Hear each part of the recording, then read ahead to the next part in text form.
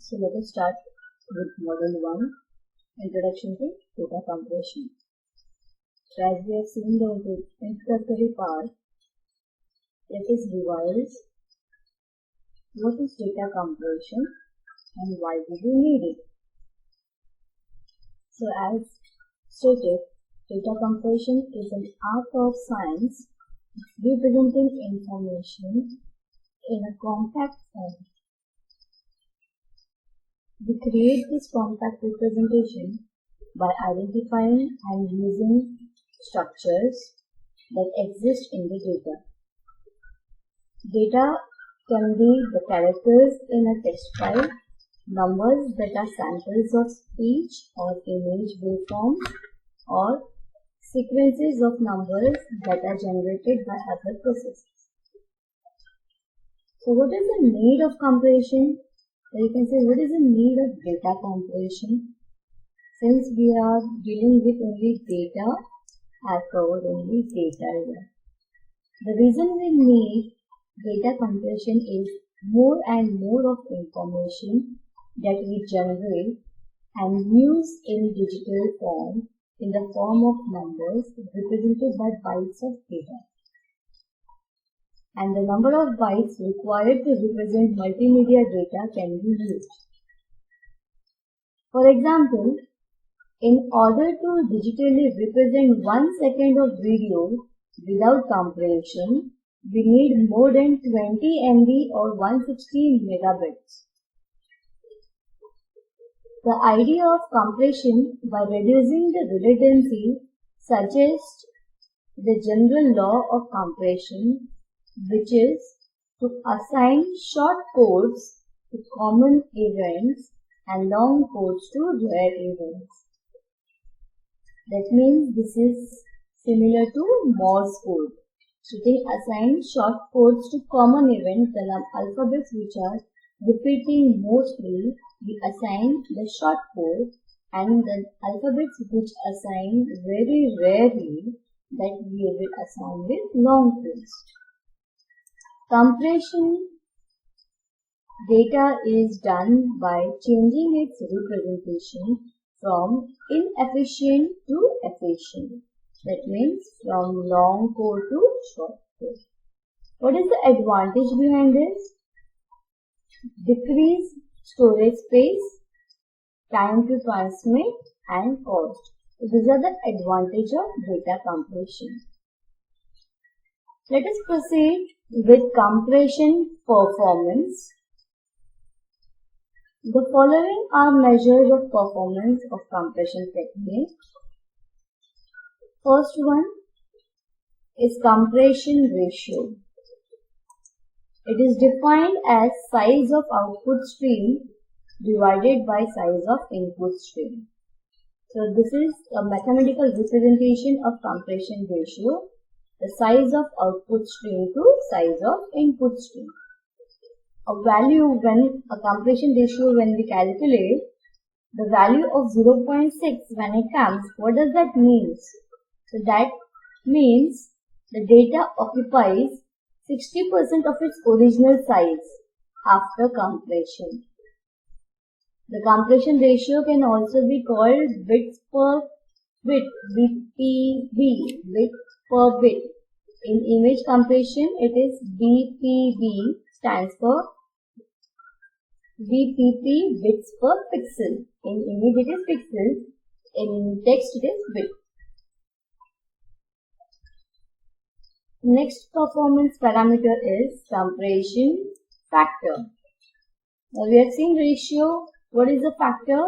It is the inverse of compression ratio. That is, compression factor is size of input stream to size of output stream. What does value indicate? So value greater than 1 indicates compression and value less than 1 implies expansion.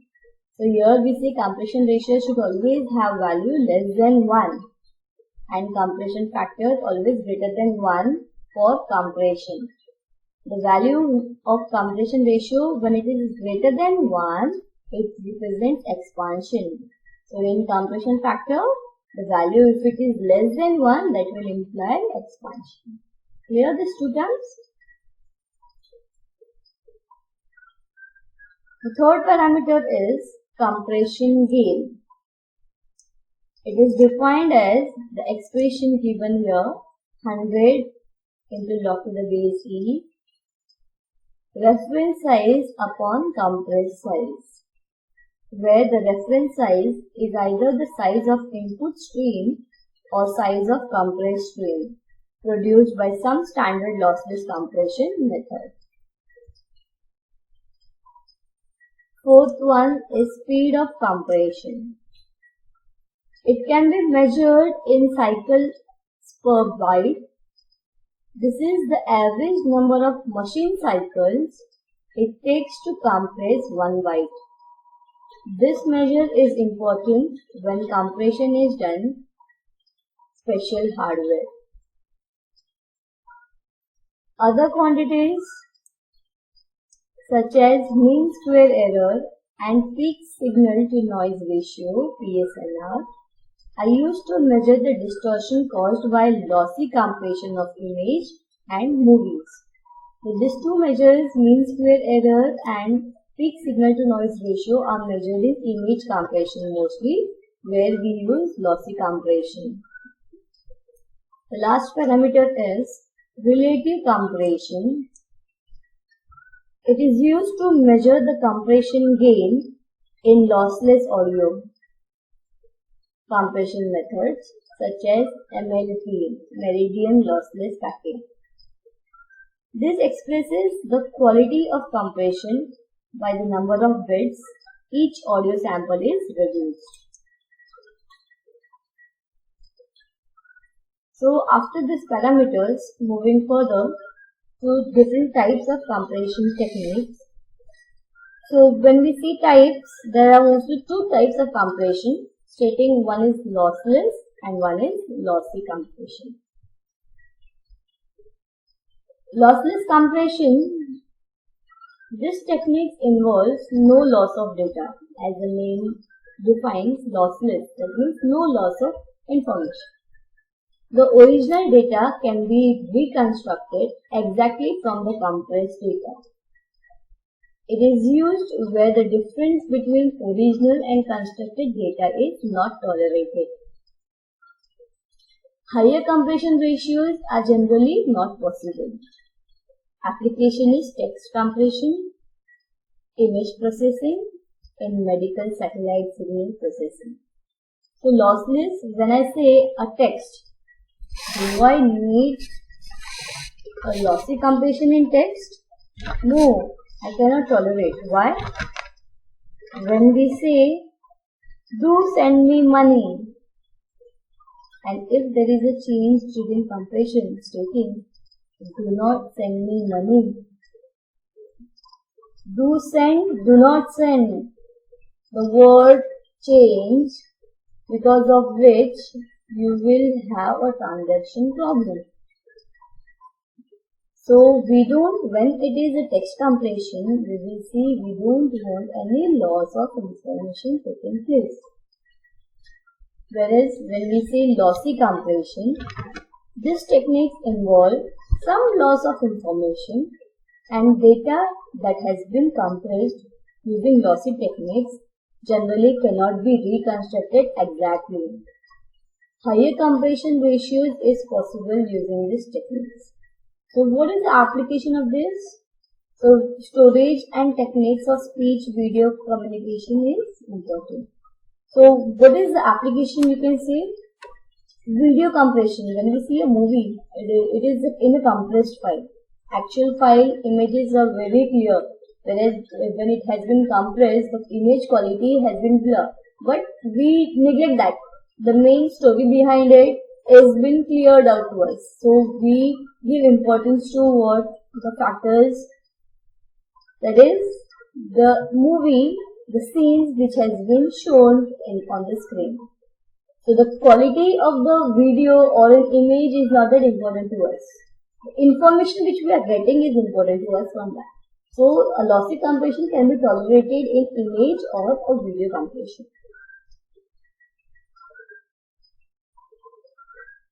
So how can we differentiate between lossless and lossy compression? So lossless and lossy compression, it says the decompressed file or the compressed file in lossless, there will be no loss of data. Exact replica is obtained. Whereas in lossy compression, some information is lost. So less important information from the media is lost. Compression ratio is less in lossless compression, whereas compression ratio is more. So distortion is less in lossless compression, distortion is more in lossy compression. We can also say data compression, lossless compression, as it is giving you compression ratio is less, it is bit slow, uses the technique where exact data is betrayed. Whereas lossy compression it is fast, it involves some error. Fidelity factor is more in lossless, whereas it is less in lossy compression. Lossless compression is used widely in text compression, sometimes in image, whereas lossy compression is widely used in audio, video, image compression. What are the techniques which are used for lossless compressions, or the methods are Huffman and arithmetic coding. Whereas in lossy compression, when it comes to image, it is JPEG. When it comes to video, it is MPEG. So this is a big difference given between lossless and lossy compression. So moving further to modeling and coding. A compression technique that will work well for the compression of text may not work well for compressing images. Each application presents a different set of challenges. The development of data compression algorithm for a variety of data can be divided into two phases. The first phase is usually referred to as modeling. In this phase, we try to extract information about any redundancy that exists in data and describe the redundancy in the form of model. What do we mean by this model? That means target is to compress file. So for example, if we consider the source file is having numbers as 111, 222233 and this need to compress in favor bits. So how we are going to compress it? So we want to have some model in our mind. So what we can do is, we count how many number of ones are there, how many numbers of twos are there, and how many numbers of three are there in this source file. So we stated 1 is only 3 times, so we write 1, 3. So it's stating information is 1, how many times it has been repeated is 3. When we say 2, we write 2 and then we say it is repeated 4 times. So we write 2, 4. Then we see next number is 3, how many times it has been repeated? 2 times. So we write 3, 2. So decompressed file will compress of 1, 3, 2, 4, 3, 2. So this is what a model. Right? So we are considering the information and the length or repetition on same number. So the second phase is called as coding. A description of model and a description of how the data differ from the model are encoded, generally using a binary alphabet. So when we are representing these numbers in a model that are represented by binary numbers, zeros and ones. So coding is nothing but assigning zeros and one to the message. That is what coding. So the difference between the data and the model is often referred to as the residue. In the following 3 examples, we will look at 3 different ways that data can be modeled. So how the data can be modeled, we are going to see using this 3 examples.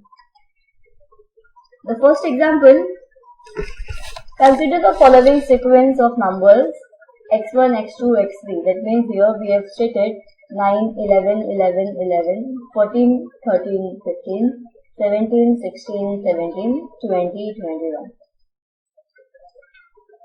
If we were to transmit or store the binary representations of these numbers, we would need to use 5 bits per sample, right? Because we have 0 to 15 is represented by 4 bits data. When it is more than 15, we need to have 5 bits data. So 5 bits per sample when you have. So the entire message where 1, 2, 3, 4, 5, 6, 7, 8, 9, 10, 11, 12 blocks, 12 into 5, 60. We need to have 60 bits per pixel per message. However, by exploiting the structure in the data, we can represent the sequence using fewer bits. If we plot this data as shown in figure 1, we see that the data seems to fall on a straight line. So where is that figure? This. We have represented, these are the sequence of data values, where it is first block is having value of 9, second block is having the value of 11, third is having 11, fourth is having 11. So all when we plot it, we see this is forming a straight line like this. A model for the data would therefore be a straight line given by an equation. So this is the equation which we follow. Xn cap is equal to n plus 8. Why we have considered n plus 8? Because here we have first number as 9. So to make it 9, if n is for having the values from 1, 2 and so on. So 1 plus 8 will have 9, right? So we are going to change the value of n. So it is plus 8. So when we do this, thus the structure in the data can be characterized by an equation. To make use of this structure, let's examine the difference between the data and the model. So what is the actual data and the model? The difference we are going to see. The difference or the residual is given by the sequence, error sequence, En, that is xn minus xn cap. Xn is what? Xn is this value. This is xn. And xn cap we are going to obtain by using n plus 8. So when n is 1, xn is 9. N is 2, xn is 10. But here we have 11, right? So we are going to see the difference between this xn and xn cap. So the difference what we have obtained is 0, 1, 0, minus 1, 1, minus 1, 0, 1, minus 1, minus 1, 1 and 1. So this is what the error which we have obtained. The residual sequence consists of only 3 numbers. So here we are saying it is considering only of 3 numbers, either 0, 1 or minus 1. So if we assign a code of 0, 0 to minus 1, a code of 0, 1 to 0 and a code of 10 to 1, 1, 0. That means since when we say we can have 4 parameters with 2 codes, right? 0, 0, 0, 1, 1, 0 and 1, 1. So since we have only 3 characters out here or 3 numbers, we are assigning 0, 0, 0, 1 and 1, 0 to this number, minus 1, 0 and 1. We need to use 2 bits to represent each element of the residual sequence. Therefore, we can obtain compression. So here we are representing with 2 bits for these numbers. So total we are having 3, 4, 5, 6, 7, 8, 9, 10, 11, 12. 12 into 2 is 24. So instead of having 60 bits per message, we are having now 24 bits per message. So this is what a compression says, how we are compressing text without any loss of information. Therefore, we can obtain compression by transmitting or storing the parameters of the model and residual sequence. The encoding can be exact if the required compression is to be lossless, or approximate if the compression can be lossy.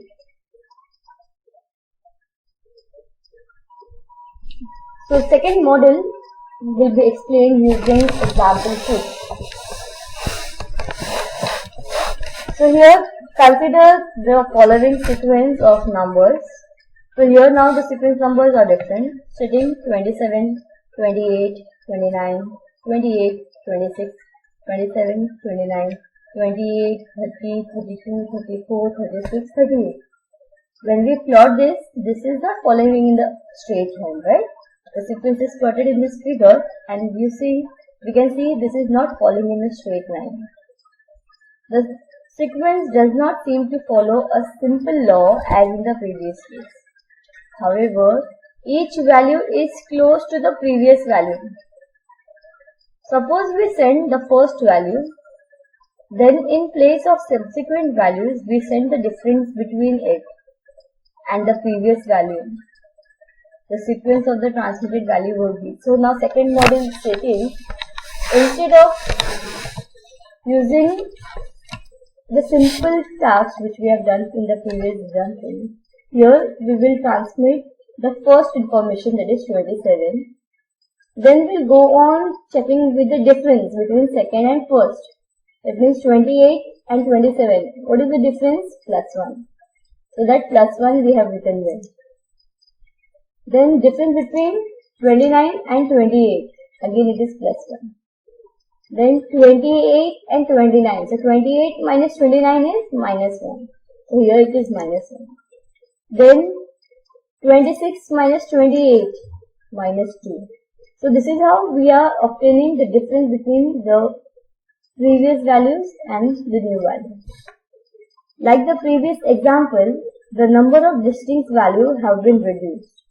Fewer bits are required to represent each number, and compression is achieved. The decoder adds each received values to the previous decoded values to obtain the reconstruction corresponding to the received values. So here the values what we have obtained is 1, -1, -2. Again there are 3 values. So we can represent each value with 2 bits, right? And only this 27 will require 5 to 6 bits. So the compression size has been reduced as compared to the previous one.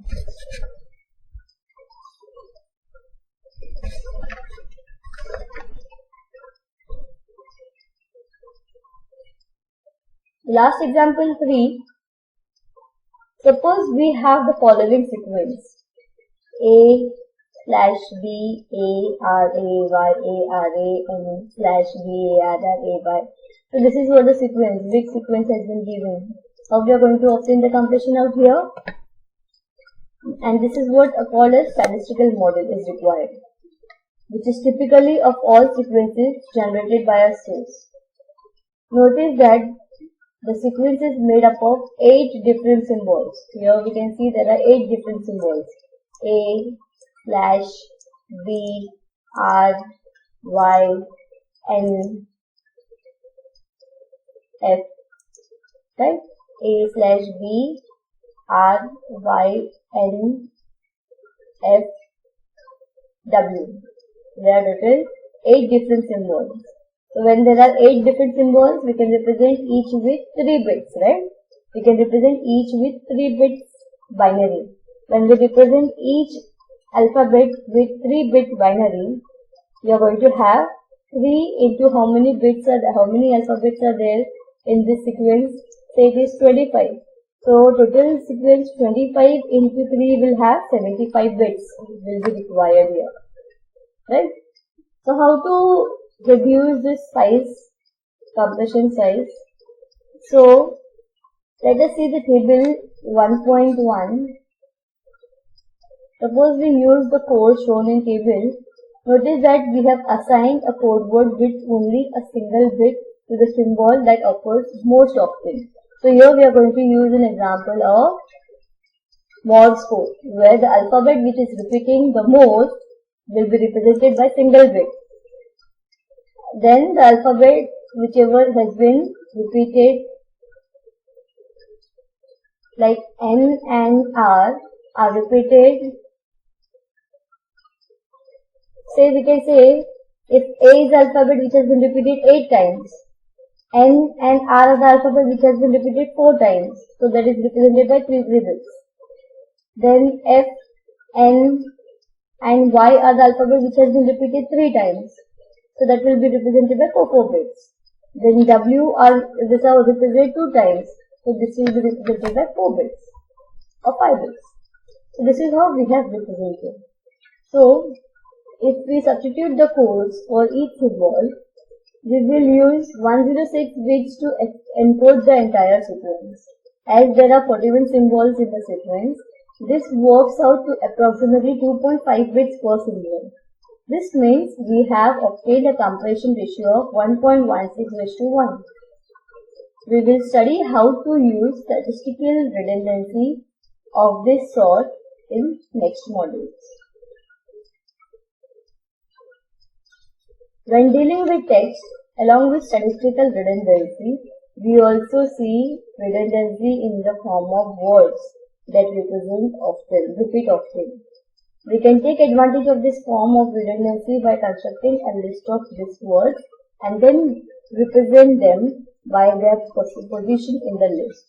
This type of compression scheme is called as dictionary compression scheme.